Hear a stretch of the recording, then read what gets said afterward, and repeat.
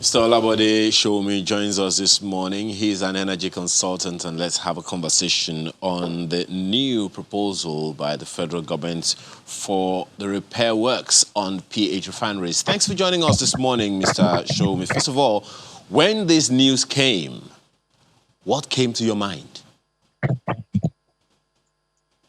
Good morning. Thanks for having me. I think if there's anything, the refineries are one area that has not been subject to a lot of scrutiny by stakeholders, including the media and virtually everybody. If you recall, about a year or two ago, the NNPC released some of its figures, and in there they spoke to a few billions that went into the refinery and for which the organization was running at a loss, which means that irrespective of the fact that whether there's been an appellation to the fact that rehabilitation was going on there's a lot of money that's gone into the works in the refinery. But that's that as a background. But having said that, there is the policy trust of the government that the refineries will be privatized. I mean, this goes along with the thinking and the spirit behind the PIB. So the question will now be that if the refineries will be privatized, what will be the logic or the thinking that will enable us to spend this amount of money at this time to get the refineries to a position of 90%? You will recall, and very carefully, that the wordings used is not that the refineries will start working at 100%, but at the 90%. So what will be the logic of getting this amount of money spent for a refinery that will now be at 90%? So, I mean, those are some of the things that I was thinking about and all that. And then would the privatization process really go on? I mean, those are things that we need more information about. Well, That perhaps that would be this, my own. yeah, perhaps this follow-up is a trick question, Mr. Shomi, so get ready. Are you for or against? To be honest, it's not it's a knowledge-based question. In simple terms, there's a need for more information to be able to decide what is right. And I'll explain what I mean by that. Uh, if the thinking is that at the end of the day, the refineries will be privatized, definitely I will be against. However, if the thinking is that the government believes that with a new spirit, with a new drive, that we can get the refineries working, I'll be for it, primarily because it also has to offer some kind of competition to the Dangote refinery that is going on, because you cannot have a private company running a monopoly. So there has to be some kind of competition. So from that aspect, yes, that there should be, I mean, it is a welcome development. So it's a case where we need more information in terms of what is really happening here to decide if it's really a needed thing for Nigeria at this time. But one of the information already put out is that this is not just another turnaround maintenance. It's larger, it's broader. I mean, that's the understanding we have already. Would you say that, this would be significant compared to previous turnaround maintenance activities of government, successive governments, that hasn't really turned around anything? Government is a continuum. So I think we also need to put that to government every time so that you don't have one regime passing the buck to another regime. So whenever government, whether it's a previous government or a current government, it is government. So we need to hold them to that responsibility. But in light of the fact, it is the devil is in the details. That they have said that this is a more elaborate maintenance really means nothing. What matters is once this maintenance happens, will the refinery be working like it was when it started? Will it be working at 90%? 100% capacity? What's the volume of DPK, LPFO, PMS that will be coming out? Those are the specifics. That's where it is relevant to the people. Any other thing is just trying to bury people in semantics. And that really is the concern. The real concern will be that in all this that we're doing, in all the things that is happening, what will be the relevance of all of this to the volume of petrol that comes into the country? We should also realize that our greatest expenditure of forex today. It's not even the goods that we use. It's used in importation of PMS and DBK and AGO. So if we can get these refineries working and reduce importation by 50%, significantly, we are going to curb inflation very significantly. So these are things that needs to get the attention of everybody, not just the people in the industry. It needs to get the attention of economists. It needs to get the attention of those who are against corruption. Whoever has an interest for a stable, non-inflation economy needs to be looking at all these things. And so, I mean, those are things that need to come online. You've heard and seen reactions from various people. One of them, the governor of Rivers State, saying, well, we had various promises regarding this and really nothing to show for it. And my concern really is, are we solving the real problem? Because, I mean, we've thrown money at the refineries time and again. I mean, checking the front page of the dailies, you see trillions of naira we have thrown at these refineries. So, I mean, $1.5 billion is also another tranche of, I mean, the series of funds we have thrown at it. Does this really solve the problem? Because for decades, the refineries have not worked. For those decades, we have thrown money at the refineries, yet they have not worked. So does it solve the fundamental problem of refining in Nigeria? Or let me just start by asking, what is the fundamental problem of getting our refineries to work? Okay, now, to every project, whether it's oil and gas related or not, there's a technical aspect to it. Then, of course, there's the financial aspect to it, and then there's the structure, processes of it, because all projects tend to be structural. That's why you have project management, development, and all that.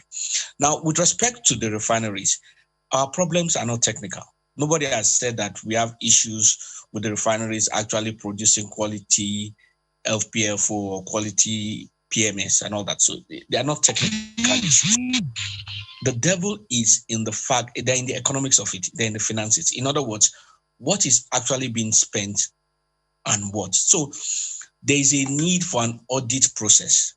But this audit process is not from the system to correct itself. It is from the external stakeholders to put pressure by asking a critical mass of questions that will put pressure on the stakeholders to deliver.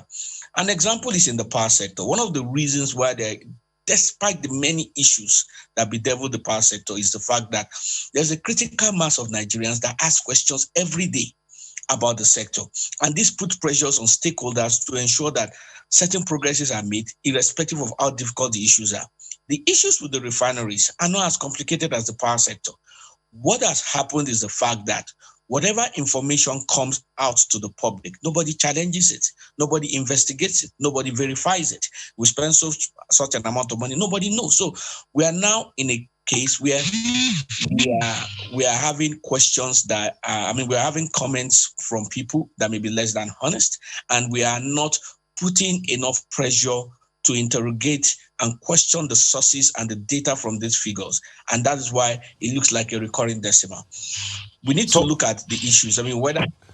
if I get you correct, you're saying that people should pay more attention, ask more questions, put more pressure on the government, the NNPC, the Ministry of Petroleum Resources regarding these refineries. Am I right? Absolutely. There's no other shortcut. Okay, so you spoke about certain monopoly earlier on and saying that, the government should not allow monopoly. But at this rate, it will be a private business versus, or at least in competition with government.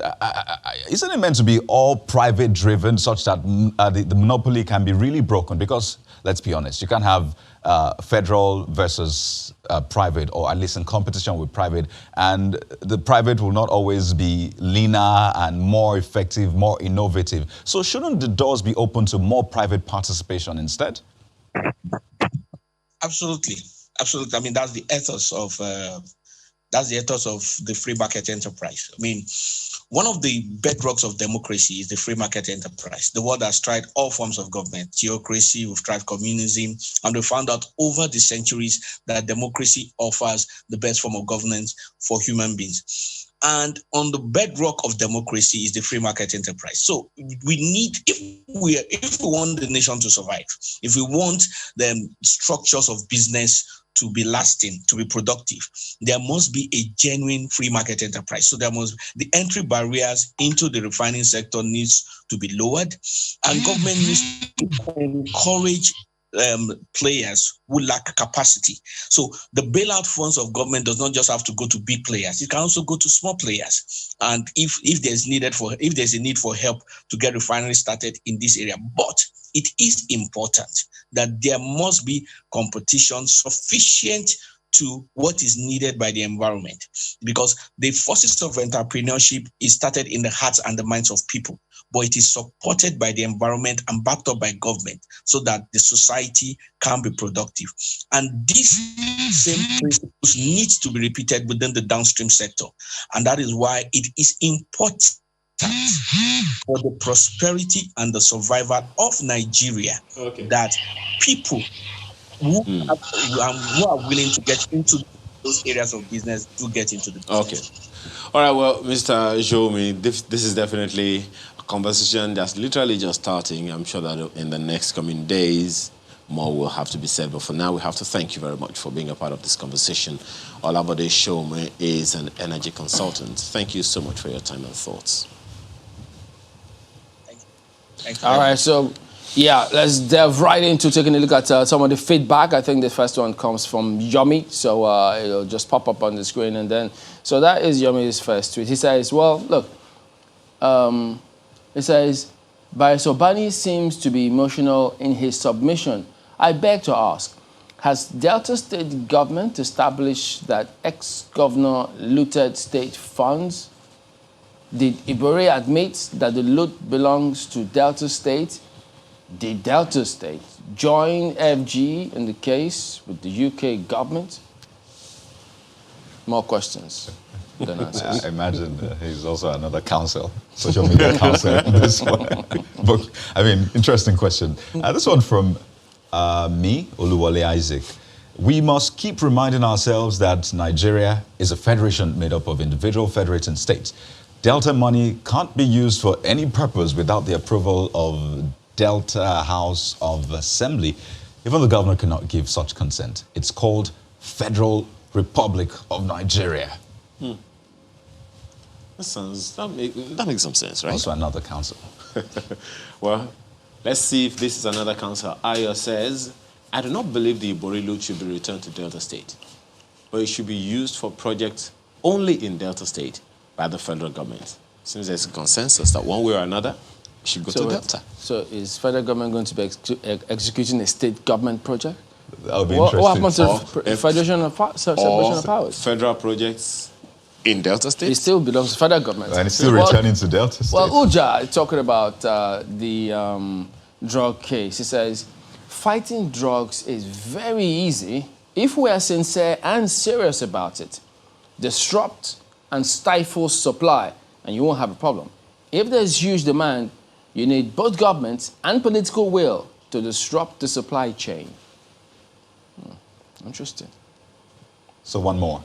Olagujo Oladele says the growing population of vulnerable youths in our society is scary. Yeah. People now can concoct drugs, making a variety of abused items more readily available.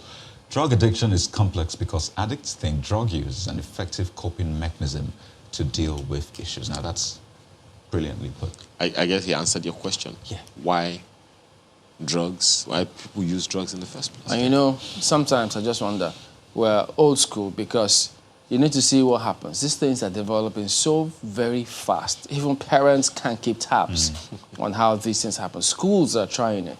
Schools ban them from taking them at clubs or any public gathering. You know what they do? They take them before they go to those gatherings. Alternatively, they create other drugs, other forms of addictions. And mix things you don't consider as substance abuse. Wow. Crazy, man. It's a lot of work. Yeah. Well, that's the show today. Thank you so much for being a part of the conversation. Amayo Makide, have a wonderful day. Oh, please stay away from drugs. I'm Kayode Kikyodu. So we'll see you again tomorrow, 7 a.m. West African time. Have a great day. I'm Chamberlain. That's all.